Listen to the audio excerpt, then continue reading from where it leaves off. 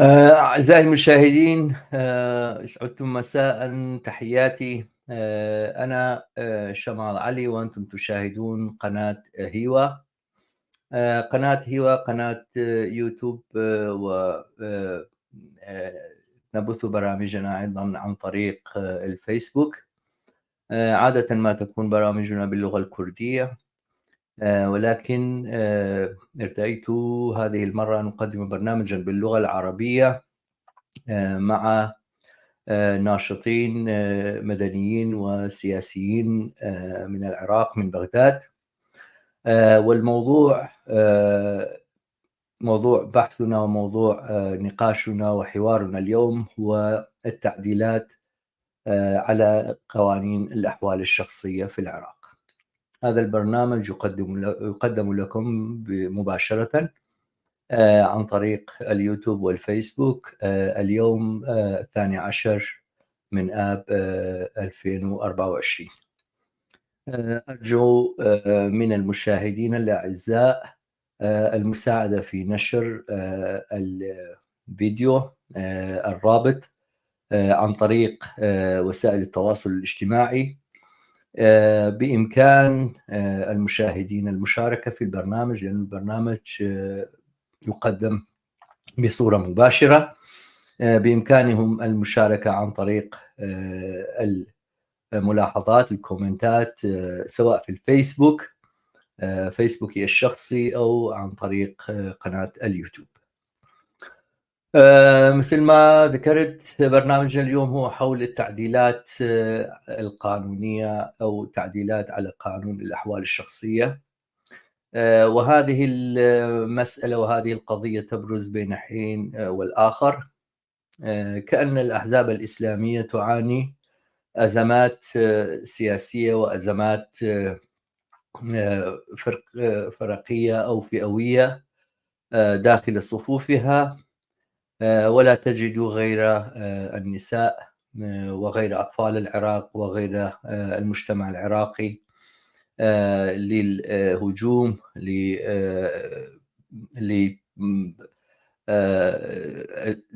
التخلص من أزماتها عن طريق فرض التخلف وفرض الوصاية وفرض الرجعية على المجتمع. كأن الفساد لا يكفي، كأن الوضع الأمني السيء لم يكفي، كأن التبعية لدول الجوار الرجعية من إيران وتركيا لا تكفي، كأن الاستئثار بثروات العراق والفساد المستشري، بل النهب المستمر لثروات العراق وترك المجتمع في غياهب الجوع والعوز لا يكفي. فبين حين والآخر تبرز لنا هذه المشاكل، ويجب أن على التحرريين وعلى المدافعين عن أبسط الحقوق أن يواجهوا تحديات مثل الذي نواجهه الآن في هذه الأيام والأسابيع. المكون، ما يسمى بالمكون الشيعي أو القائمة الشيعية أو ممثليهم في البرلمان، الذين يسمون أنفسهم بممثلي الشيعة في البرلمان، قرروا أن يجروا تعديلات فشلوا في إجرائها في السنوات السابقة مع بعض محاولاتهم. هذه المرة يعيدون الكرة، ومثل ما تقول الأخبار وبعض التقارير هناك تواطؤ من قبل المكون السني أو ما يسمى بالمكون السني في البرلمان بأن تنجز تلك التعديلات، ومقابل ذلك ستوافق ممثلي ما يسمون أنفسهم بممثلي الشيعة على قانون العفو للسجناء، وأغلبهم ممن يسمون بالسنة في السجون. تواطؤ لأجل تمرير هذا القانون الذي أقل ما يقال عنه أنه قانون بربري، قانون وحشي، قانون من العصور المظلمة، قانون من قبل أناس لا يمتون بالحياة المعاصرة وأبسط مقومات أو أبسط القيم الإنسانية بصلة. اليوم سيكون لنا لقاء مع ناشطين من بغداد، يوضحون لنا ما هي تلك التعديلات وكيف يمكن مواجهتها وكيف يمكن رص الصفوف لأجل قطع دابرها أو لأجل إفشال هذه المحاولة كما فشلت في السابق. أقول قبل أن أبدأ الحوار بأن قانون الأحوال الشخصية في العراق لها تاريخ قديم، فهناك البعض من يعيد تاريخ إنشاء حزب الدعوة إلى الحزب الإسلامي الفاشي الإرهابي الرجعي الفاسد المفسد. ممكن أن نطيل كثيرا في هذه الأوصاف التي كلها تنطبق على هذا الحزب. البعض يعيدون تاريخ هذا الحزب إلى تحركات ومواجهات جرت في خضم مواجهة قانون الأحوال الشخصية الذي صدر 1959. وهناك أيضا من يقول بأن حينها في زمن عبد الكريم قاسم كانت هناك قوانين ضد الإقطاع وقوانين الإصلاح الزراعي الذي أيضا تم مواجهته من قبل المراجع الشيعية والمراجع الإسلامية بصورة عامة وحتى بعض البعثيين والقوميين الرجعيين في شتى أنحاء العراق حتى في كردستان، ولكن لم تكن لتلك المواجهات أو الاعتراضات أو الاحتجاجات من قبل المؤسسات الدينية أن يكون من مستطاعها تعبئة الجماهير. ولكن قانون الأحوال الشخصية وما لصق به من اتهامات زورا وبهتانا وما قيل عنه بأنه هدم للأسرة العراقية والعائلة العراقية أصبح مادة تبليغية ومادة دعائية دسمة لأجل حشد وتعبئة صفوف الرجعيين وأيضا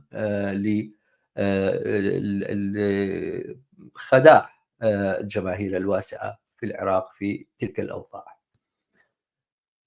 قانون الأحوال الشخصية في العراق أذكر أيضا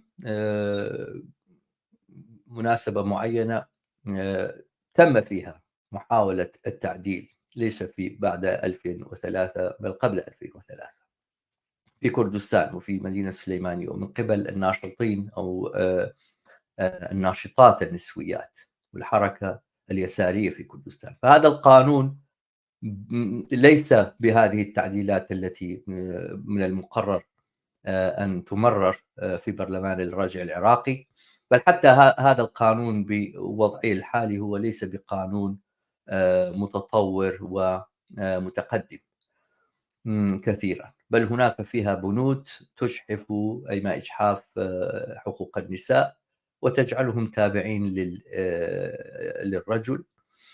وأيضا هناك عمليات بيع وشراء مقنونة في هذا القانون فيما يسمى بالمهر والمؤخر والمقدم، فتلك بعيدة كل البعد عن العلاقات الإنسانية والعلاقات الأسرية الصحيحة والمعاصرة والتقدمية. ولكن على أي حال تلك المحاولات أثمرت عن بعض التحسن في وضع النساء في كردستان، وذكرت ذلك لأن هذا القانون ليس من القوانين التي يجب أن ندافع عنها، ولكن في الوقت الحالي وحين نشاهد بأن الرجعيين في العراق يريدون حتى لا يتحملون حتى هذا القانون المتخلف، بل يحاولون جعلها أكثر رجعية، فيجب علينا مواجهتها. على كل حال لن أطيل أكثر من هذا، فضيوفي ينتظرون، وأتمنى أن تسمح لنا التكنيك أو ال الربط الإنترنتي ببرنامج حواري مفيد. أهلًا وسهلًا، شكرًا أعزائي لقبول المشاركة في هذا البرنامج. أشكركم جزيل الشكر، أعرف بأن أوضاعكم ليست بجيدة كثيرًا، خصوصًا الرفيقة طيبة حميد، يبدو أن الكهرباء انطفى عليها في الحر، لكن على كل حال شكرًا مرة أخرى. الرفاق أو الأعزاء الموجودين في البرنامج معنا هي الرفيقة طيبة الحميد، مديرة تحرير جريدة المساواة. جات الكهرباء، أمزين. والعزيز الرفيق العزيز عباس التميمي، شاعر وناشط سياسي. نبدأ بِكِ طيبة الحميد. ما هي فائدة تلك التعديلات المزمع إجراؤها في قوانين الأحوال الشخصية؟ يعني أول نعرف، يعني نعطي لمشاهدينا نبذة عن ما يحاوله الرجعيين في إيجاد أو إحداث التغييرات في القانون. تفضلي. مرحبا عزيزي، أرحب بك وبضيفك الكريم. طبعا تفاجأنا قبل مدة قصيرة بطرح البرلمان العراقي مقترح لتعديل قانون الأحوال الشخصية، الذي من المفترض أن يعدل على نحو متقدم وليس بشكل رجعي من قبل أعضاء إسلاميين في البرلمان العراقي. تعديل المقترح من قبل البرلمان نعتبر تعزيز السياسات الرجعية من قبل البرلمان العراقي تحديداً. تعديل مجحف بحق النساء بالتحديد، ويضر الأسرة بشكل عام وليس فقط النساء، وبتوقعي أنه سيزيد حتى من مستوى الجرائم في العراق الذي يتصدر الجريمة بالوقت الحالي، يعني قبل تعديل قانون الأحوال الشخصية عربياً. نعم. تعديل يعني راح أدخل بتفاصيل أكثر إذا تسمح لي. التعديل اللي اطلعنا عليه اللي نشره أعضاء البرلمان العراقي. التعديل بالبداية يضيف على المادة 2 النقطة الثالثة. يبيح من خلال هذه النقطة، وهو أصلا يعني موجود سابقا بالمحاكم، أنه أي شخص يروح يتزوج يختار أحد المذاهب، هذا موجود فعلا. لكن يعني توثيقه بنص قانوني من قبل البرلمان العراقي خطوة رجعية بحتة وتقسيم طائفي للعراق، ومرفوض من قبلنا احنا كمجتمع مدني. يعني بسنة 2024 اللي المفروض البرلمان العراقي يسن قوانين على نحو متقدم، نشوف أنه هو يريد يقسمنا وفق مذاهبنا. زين، أيضا بنفس النقطة أكو تمييز ضد النساء، يقول إذا اختلف الزوجان على أي مذهب يبرم العقد أو أي مذهب برم العقد، فيختار يعتبر أن العقد مبرم على مذهب الزوج، وهذا نعتبره تمييز ضد النساء على مذهب الزوج. نعم. احنا ضده جملة وتفصيل، لكن حتى بهاي التفصيلة اكو تمييز ضد النساء. فايضا الفقرة الثالثة المضافة للمادة تلزم الوقفين الشيعي والسني باصدار مدونة للبرلمان العراقي. زين، هل البرلمان العراقي عاجز لهذه الدرجة عن سن قوانين بعيد عن المؤسسة الدينية أو المؤسسة العشائرية حتى يرجع لمجلس ديني يوجهه؟ فأكرر أنه تفاجأنا بتعديل قانون الأحوال الشخصية ونعتبره تعزيز للسياسات الرجعية. وما ذكر الكثير من المتابعين، وما صار يعني واحدة من الشعارات اللي احنا نسمعها هسه في بغداد: نحن أحرار ولسنا جواري. يعني هناك مظاهرات نسوية تخرج بهذه الشعارات. وأيضا يعني إتاحة الفرصة للقاصرين حتى للأطفال، إتاحة الفرصة لأولياء الأمور في القرار على تزويج بناتهم حتى لو كانوا عمر 9 سنوات. صحيح هذا الكلام أليس كذلك؟ نعم، هو مثل ما ذكرت أن البرلمان العراقي طلب من أو حسب التعديل المقترح أو مقترح التعديل يطلب من الوقف السني والشيعي إرسال مدونة للبرلمان كل وفق مذهبه. زين، احنا نعرف انه المذهب او اي عقيده او الدين الاسلامي يحلل زواج الطفلات. ايضا يسمح بابرام العقود يعني عقد شرعي فقط خارج المحكمه، وهذا نعتبره سحق لحقوق الطفلات، وتشجيع على الزواج خارج المحاكم أيضا، والتشجيع على الزواج القاصرات أو الطفلات بتعبير أصح. يسمح بزواج الطفلات بعمر 7 سنوات. هذا لا يناسب تطلعات النساء اليوم بسنة 2024. فأيضا حرمان أو عدم المساواة بالإرث بين المرأة والرجل، فقدان الحضانة بعمر 7 سنوات. باللي حضرتك اتطرقت لأنه إحنا مو جواري، إحنا أحرار، لا، هو حتى بظل قانون الأحوال الشخصية الحالي المرأة مو حرة. حتى قانون الأحوال الشخصية الحالي قبل التعديل هو مستنبط من الدين، لكن ماخذين من كل مذهب، ماخذين من المذهب الجعفري، ماخذين من المذهب الحنفي، ماخذين من عدة مذاهب، مو حكرا على مذهب واحد. فحتى قانون الأحوال الشخصية الحالي هو بحاجة للتعديل، لكن مثل ما ذكرت على نحو متقدم، مو يكون مستنبط من يستنبط يعني زيادة، هو بتركيز شديد من يعني وفق المذاهب. نعم صحيح. لا طبعا أنا سمعت الشيخ من الشيوخ يحكي عن القانون يدافع عنه، ذكر فيما يعني ضمن ما ذكر إنه القانون راح يعطي الحق للأبوين أو ولي الأمر، وقال إنه يقرر على زواج الطفلة أو زواج الفتاة إذا كانت في سن الرشد. ف يعني تم سؤاله يعني ماذا يعني سن الرشد أو أصبحت راشدة. الرد عليه قال 9 سنوات معتبر في الشريعة الإسلامية 9 سنوات، وطبعا 9 سنوات قمرية، يعني مو حتى سنوات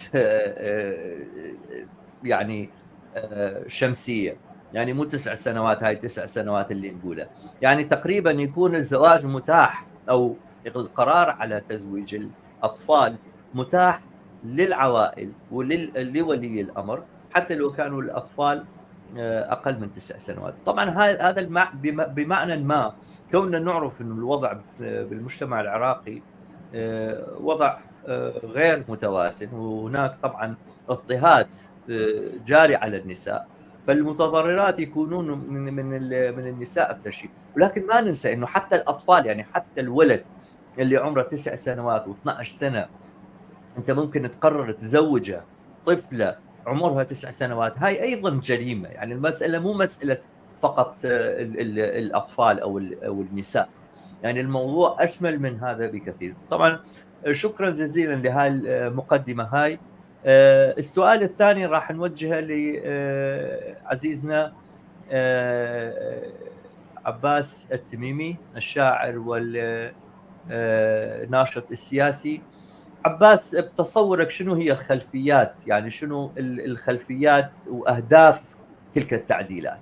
أنا شوية ذكرت بالمقدمة بس أحب أنك توضح أكثر. يعني أنت عايش، ومثل ما يقولون أهل مكة أدرى بشعابها، أنتم عايشين ببغداد وتعرفون المعادلات وتشوفون المعادلات أحسن من عندنا. شنو الخلفيات وأهداف السعي الرجعي هذا؟ في البداية شكرا لك عزيزي شمال على استضافتك لنا اليوم.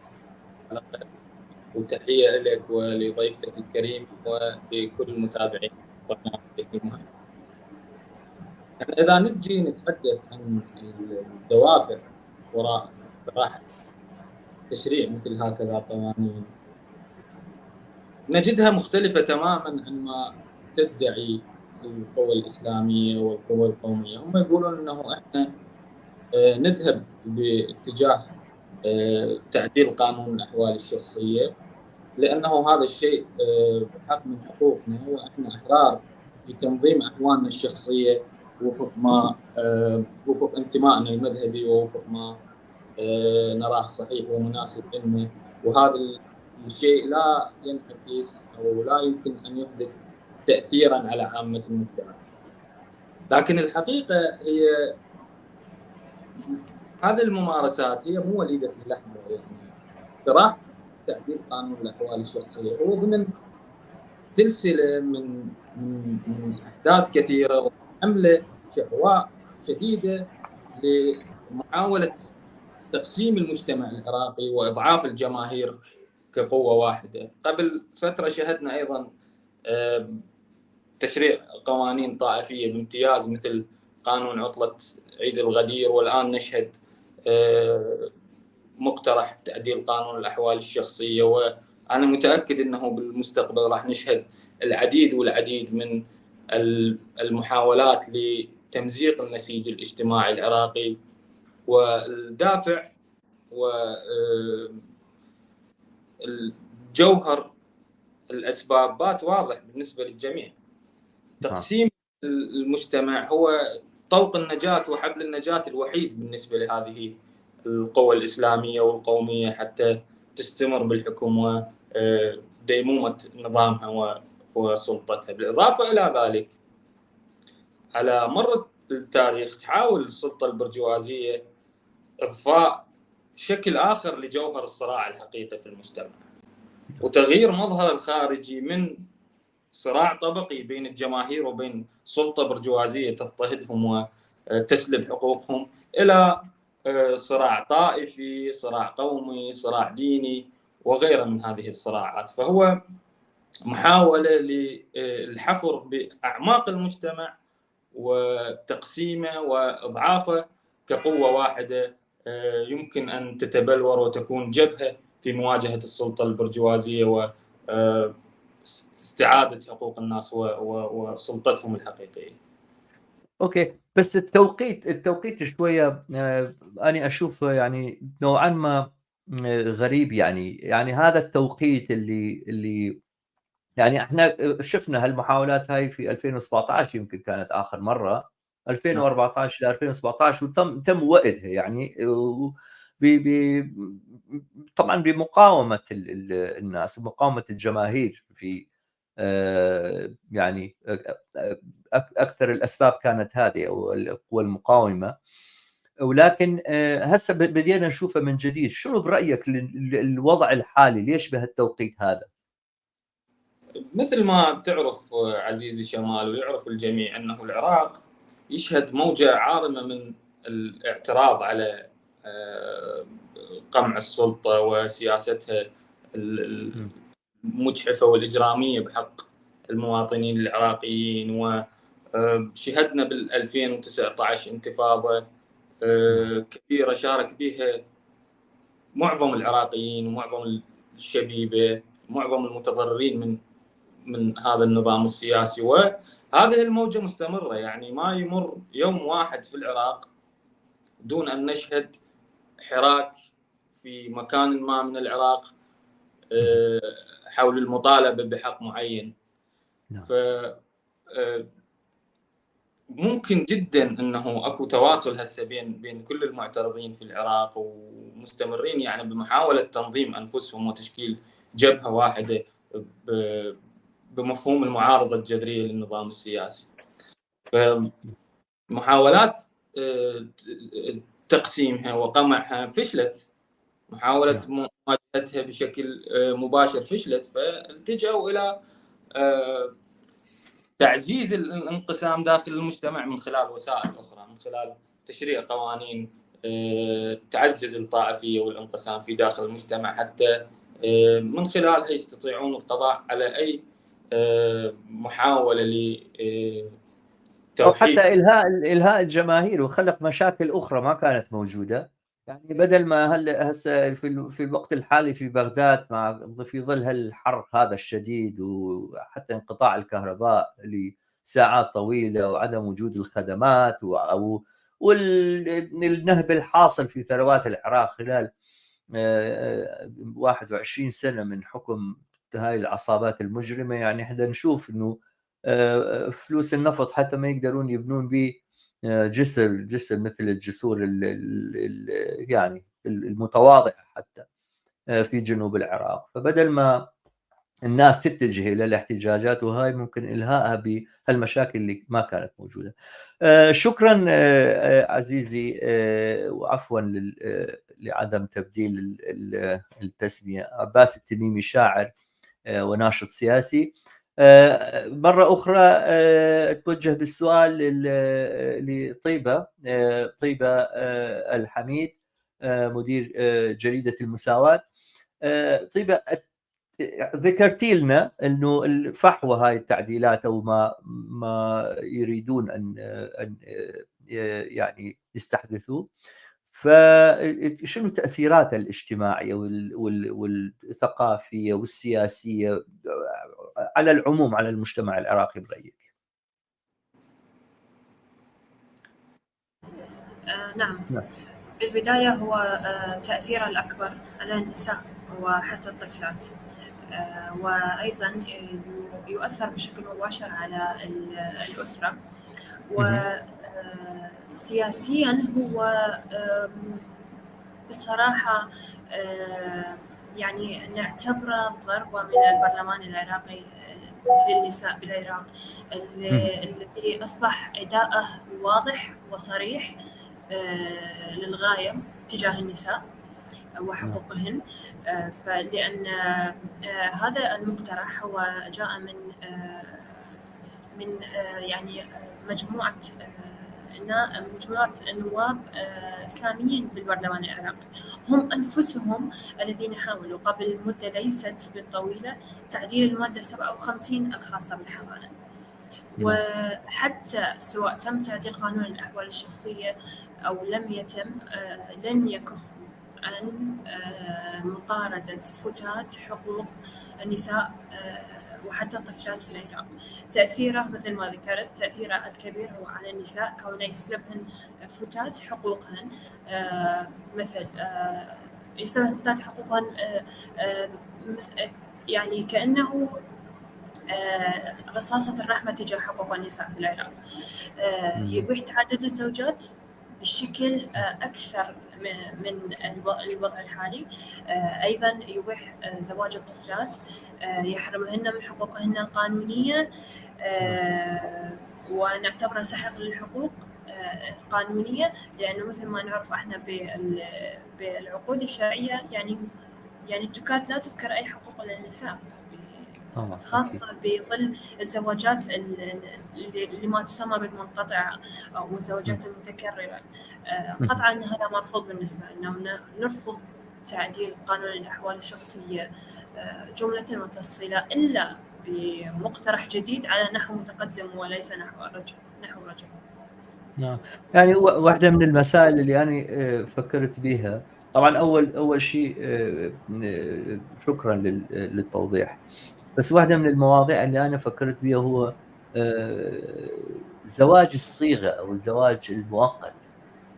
طبعا هذا موجود في المذهب الجعفري، وإذا البرلمان يعطي صلاحية للمؤسسات الشيعية والمؤسسات الدينية أن تقرر أي نوع من الزواج صحيحة، فيمكن راح تكون تجارة رائجة منا وبعد. يعني تقريبا يعني معظم الأوساط المذهبية كأنها تحاول تتربح من وراء هالمسألة هاي، إنه فتح مكاتب لزواج المؤقت، واللي هو أساسا نوعا ما هي دعارة قانونية بإشراف المؤسسات الدينية. طبعا احنا شفنا برامج عليها، حتى بقناة الBBC كان في برنامج حول هالزواج المؤقت.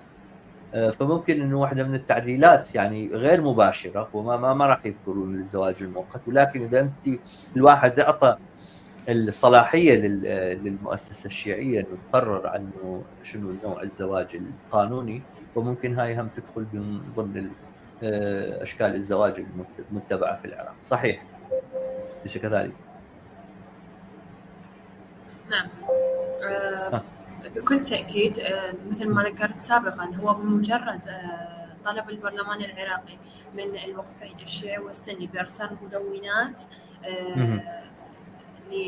للبرلمان، هو يعني شرعنة زواج المنقطع، وهو بالأصل موجود، لكن وجوده بنص قانوني أيضا راح يزيد، راح نعتبره تشجيع أصلا على هذه الزواجات.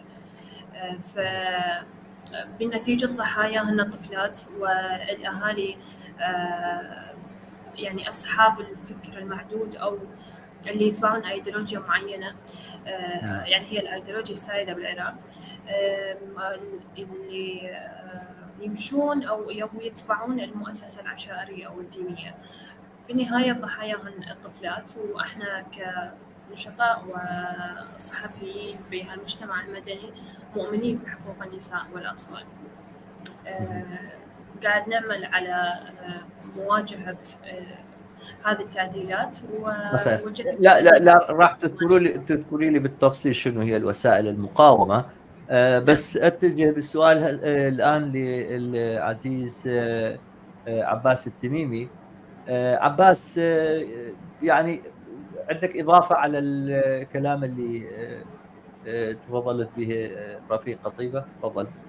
نعم، هو مثل ما ذكرت ضيفتك الكريمة، هو قانون بشكل مباشر ويشكل انتهاك واضح وانتهاك صريح وعداء معلن للنساء ولحقوق النساء ولحقوق الأطفال. ممكن يدخل به تفصيلات كثيرة، يعني سن التزويج. أنا أرفض أن أسمي القاصرات أو تزويج الصغير.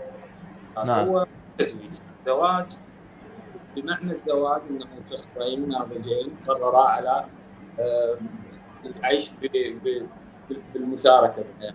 هذا يفضل أن نسميه متاجرة أو اختصار بيع. نعم، بكل تأكيد بكل تأكيد. يعني لا، ما أعتقد يجب أن نسميه تزويج أو زواج. يعني عمر 9 سنوات الآن الناشطين والمعترضين يتحدثون عن سنوات الهلالية مثل ما ذكرت حضرتك في مقدمة البرنامج. يعني هذا ما موجود يعني في كل الشرائع المذهبية. اكو مذاهب اصلا ما بها سن معين للزواج. بالضبط، صح. ممكن هذا الاب المنحرف او ولي الامر المنحرف يبيع بنته وهي طفله صغيره بعمر شهور. بالضبط. ولكن الشريعه تقول يعني يبقى الزوج هو يقيم، تترك له التقييم اذا كانت جاهزه للاعتداء عليها جنسيا او غير جاهزه. واذا حصل الاعتداء عليها وهي غير جاهزه وهي طفله رضيعه فلا ضير في ذلك، يعني ما بيفد عقوبه شديده او يشكل مشكله كبيره.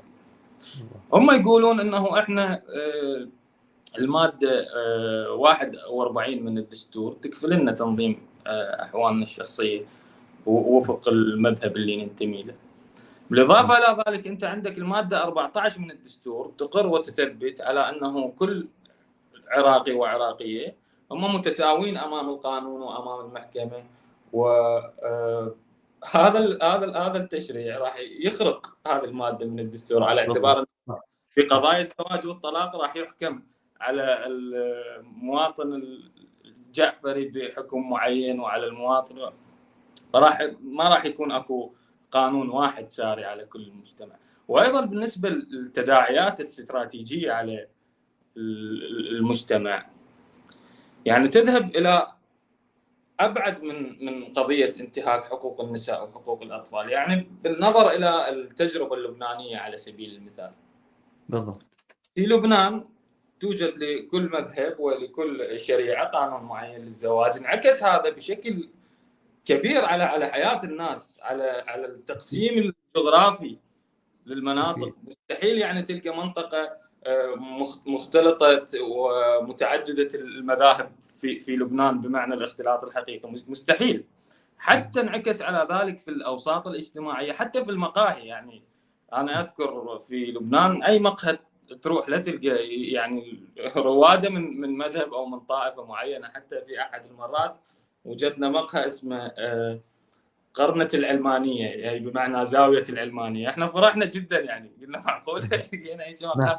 دخلنا واذا بهم مجموعة من مناصرين حزب الله اللبناني. فلذلك نعتبر على سبيل المثال تشكيل نظام علماني في لبنان مهمة صعبة جدا أكثر من أي مكان ثاني، وهذا من تداعيات تشريع مثل هكذا قوانين على المجتمع وعلى النسيج الاجتماعي.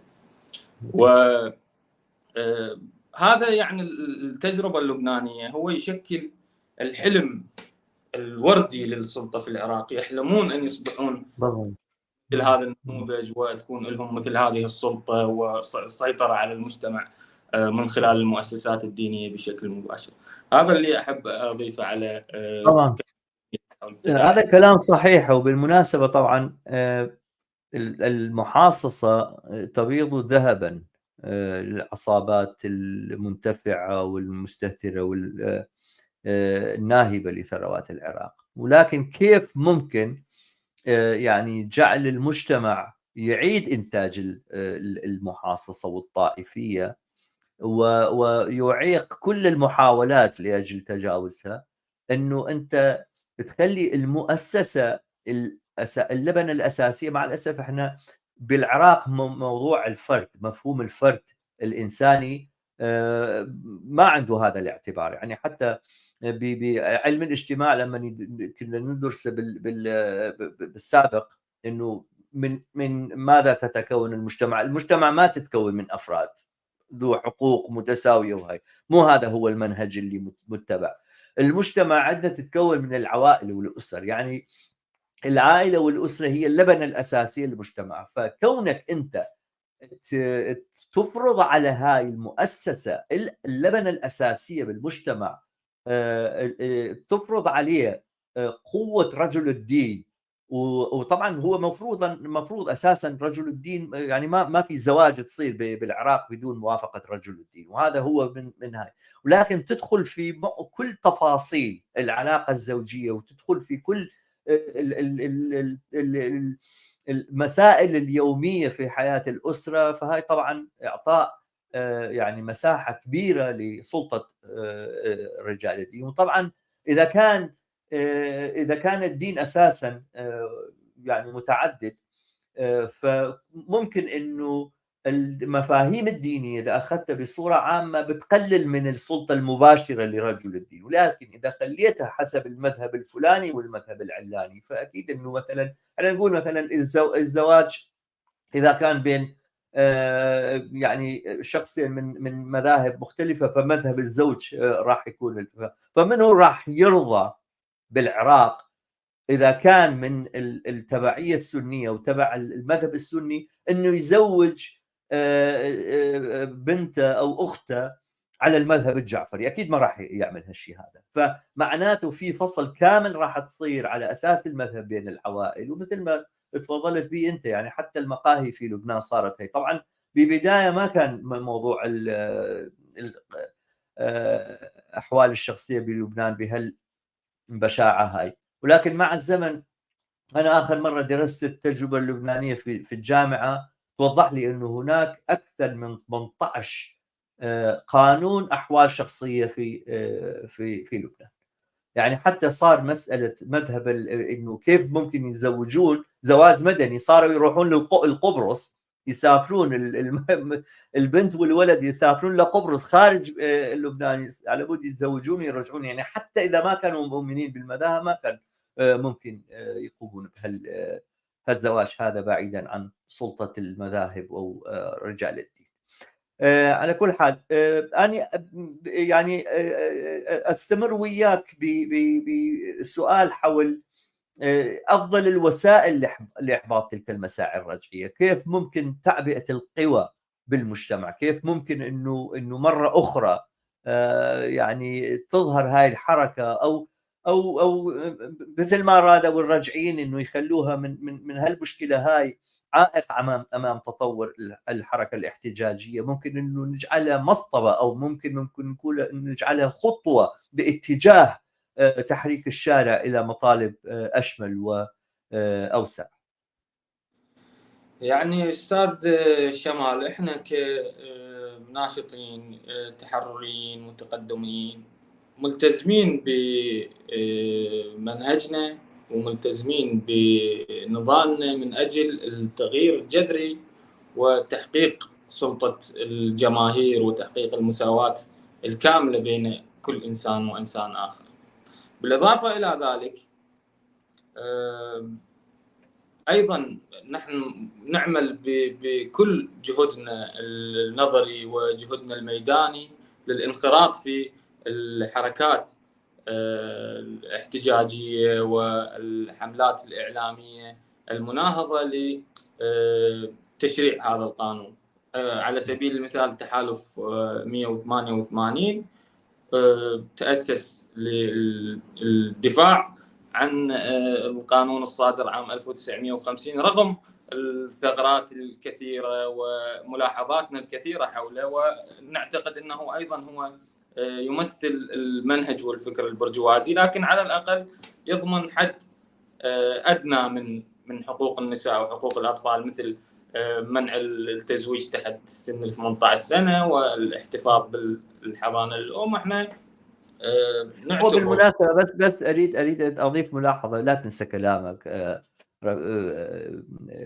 أستاذ عباس، إنه القانون ما يمنع نهائيا وبتاتا تزويج الفتيات والفتيان تحت سن 18 سنة، ولكن يعطي للقاضي القدرة أو المقدرة أو الصلاحية لعقد قران بين بنت حتى سن 15 أيضا إذا كان هناك من الأسباب ما توجب ذلك. يعني طبعا نوع من المطاطية بها، ولكن بالنهاية ما محرم هالشيء هذا بتاتا ونهائيا، ولكن يعني هو هذا اللي يصير فيها القانون هذا. نعم تفضل.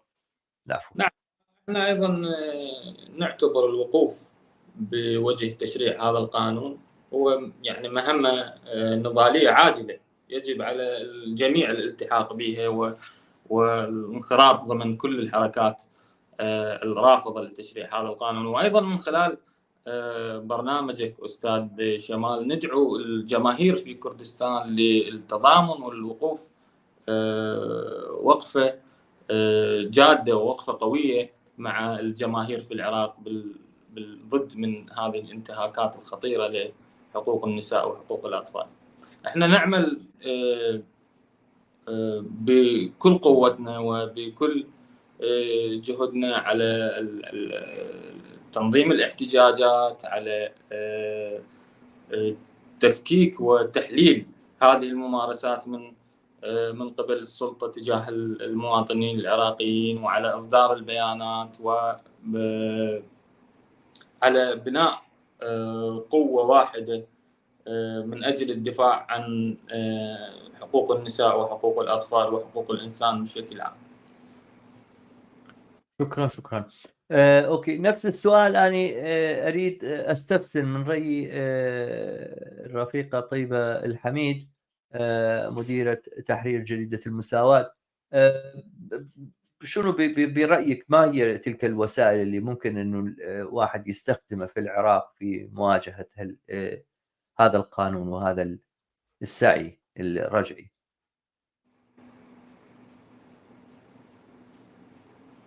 العفو الصوت. العفو، تفضلي. إذا كان صوتي مسموع؟ نعم نسمع. بالبداية بدينا على منصات التواصل الاجتماعي، شكلنا ضغط جدا كبير، وصار الموضوع قضية رأي عام. بالبداية ما كان الكل يعني على دراية بكبر الموضوع أو خطورته، فمن خلال منصات التواصل الاجتماعي صار الموضوع رأي عام. لاحقا تجمعنا كمنظمات مجتمع مدني، سوينا تجمع عام، والخطوة اللي بعدها كانت هي إنشاء تحالف 188 مثل ما تفضل الزميل عباس. من خلال تحالف 188 انشأنا العديد من المؤتمرات والمؤتمرات الصحفية، وأيضا وقفات احتجاجية في ساحة التحرير وفي 8 محافظات أخرى، عفوا 7 محافظات أخرى. ف يعني من ضمنها كردستان، من ضمنها محافظات كردستان أيضا. لا، كركوك كانت ضمن اللي خرجوا بوقفات احتجاجية. نعم.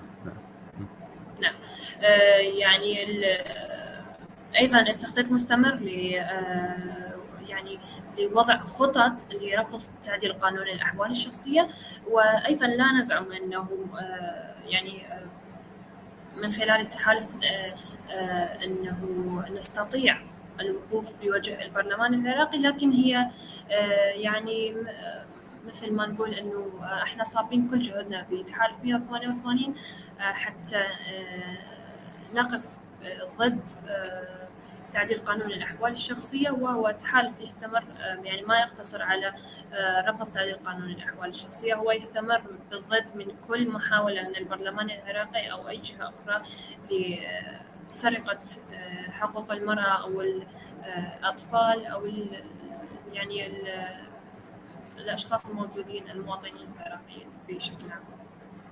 ممكن. شكرا جزيلا. طيبة، أنا بس والرفيق عباس أريد أذكر موضوع أنه يعني من خلال التجارب اللي مر بها الحركات الاحتجاجية في ضمن هالمواضيع هاي، أساسا معظم الأحوال الهجوم تكون أحسن وسيلة للدفاع. يعني إحنا طبعا نعرف أنه قضايا النساء وقضايا المجتمع مو فقط قضية قانون الأحوال الشخصية، هناك مسائل كبيرة مرتبطة بها، يعني مسائل جدا مهمة في المجتمع، ووضع الوضع الحالي للنساء. يعني واحدة من المسائل اللي يذكروها دائما يقولون يعني شنو الفرق، وهذا اللي دا يصير بالقانون احنا نريد نسويه بالقانون، هو جاري في الوقت الحالي. يعني هسه الناس هسه في الوقت الحالي في العراق، يعني هل الشكل هذا من الزواج موجود، يعني في زيجات تحت السن ال 15 و14 و13 وبتصير يعني. ف يعني شو راح يصير؟ يعني راح بس نجيب القانون، فالموضوع مو بنفس القانون، الموضوع في الوضع المزري للنساء اللي موجودات بالعراق وكل المجتمع العراقي. بتصور انه بالنهايه هاي ممكن تكون بادره اوليه او خطوه اوليه لحشد القوى والحديث عن المشاكل الاقتصاديه والاجتماعيه العويصه الكبيره اللي موجوده بالمجتمع العراقي، خصوصا مما تعاني منها النساء والفتيات. وهذا ممكن يكون يعني ممكن يكون فرصه، بدل ما يكون الموضوع فقط دفاع، بيكون فرصه لحشد القوى وتعبئه القوى باتجاه هذا، ودمج هالمطالب هذا بوقف الحمله الرجعيه بالمطالب الاخرى السياسيه والاقتصاديه والاجتماعيه. يعني تقريبا أشكركم جزيل الشكر. إذا كان في كلمة أخيرة تضيفوها للحوار هذا أكون ممتن، وإلا أني أشكركم مرة أخرى على هاي الفرصة نعم، اللي عندي أتاحت. إضافة إذا ممكن. اتفضلي. نعم. صدرت من البرلمان العراقي ورقتين للمقترح، أو نعم. يمكن صفحتين هي أونلاين صدرت. نعم. بنهاية المقترحات أو مقترحات التعديل على قانون الأحوال الشخصية مكتوب أنه استنادا أنه التعديلات مستندة على المادة الثانية من الدستور العراقي. زين. نعم. فالمادة الثانية بالدستور العراقي، نعم. عفوا، المادة نعم. الثانية من الدستور العراقي، عفوا بس راحت عند الصورة، بس لحظة. أي المادة ثانيا بالدستور العراقي تنص على لا يجوز سن ثوابت تتعارض مع الدين الإسلامي.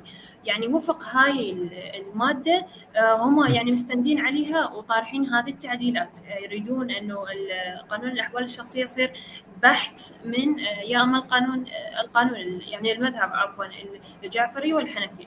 هاي نقطة. أنا أريد أقول إنه حتى المادة الثانية بالدستور العراقي هي مادة غير دقيقة وتحوي تناقض. شلون؟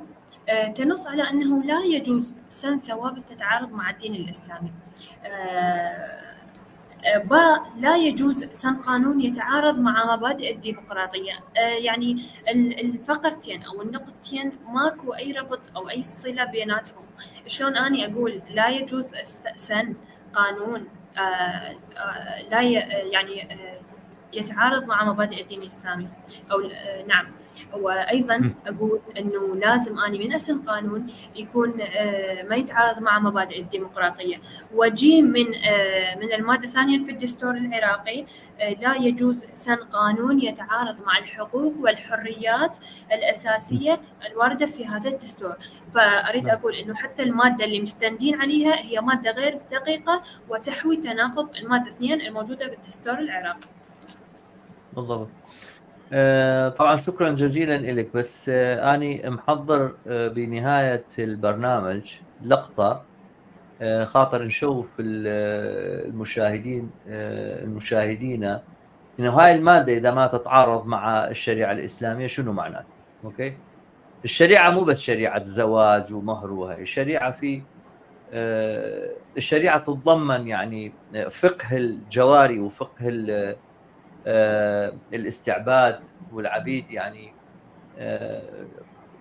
قسم كبير من الشريعة الإسلامية تشكل قسم كبير من الشريعة الإسلامية. وإذا كنا بهالاتجاه هذا إنه كل المسائل اللي تتعارض مع الشريعة لازم يعني نواجهها وما نستمر بها، معناته لازم نعيد العبودية ونعيد زمن الجواري.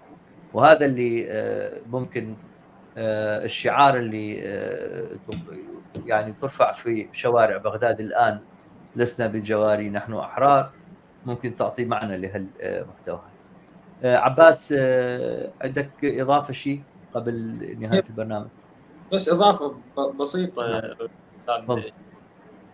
القوى الرجعية داخل البرلمان والإسلامية نعم يصورون على أنه قانون الأحوال الصادر عام 1959 كأنما جاي من الفضاء، كأنما هو وليد لحظة ثورة 58.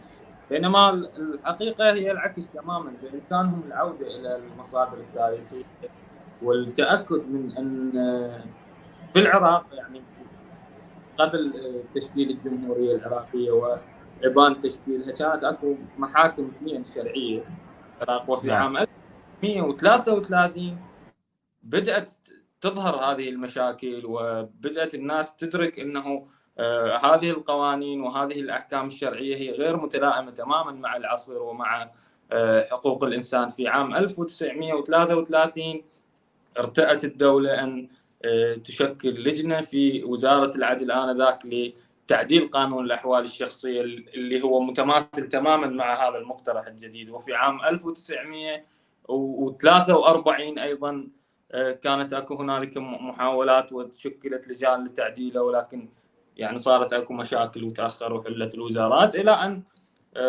وصل إلى ذروته في عام 1959 وشكل هذا. فهم يريدون يرجعونه يعني إلى العصر، فعلا عصر الجواري مثل ما ذكرت. يعني أنا مثلا كذكر الشريعة تبيح لي أن يكون عندي نساء من ملك يميني، ملك يعني الآن إحنا يعني نعمل بالشريعة وفق هذا العصر اللي إحنا نعيشه.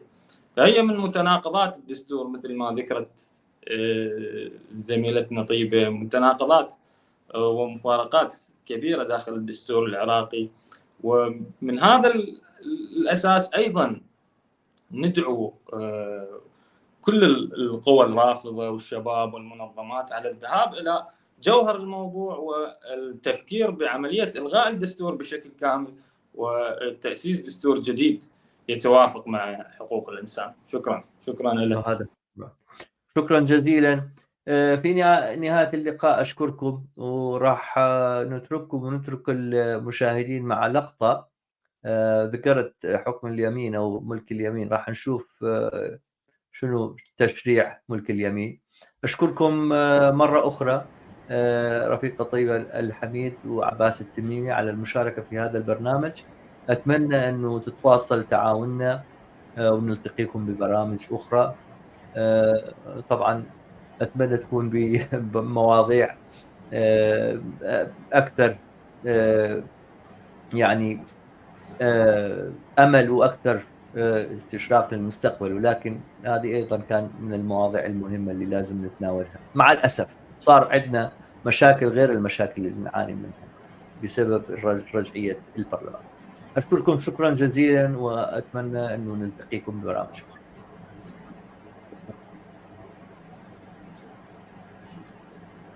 افتح صدرك زين حتى نشرح إلا ما ملكت. صلوا على محمد وآل محمد.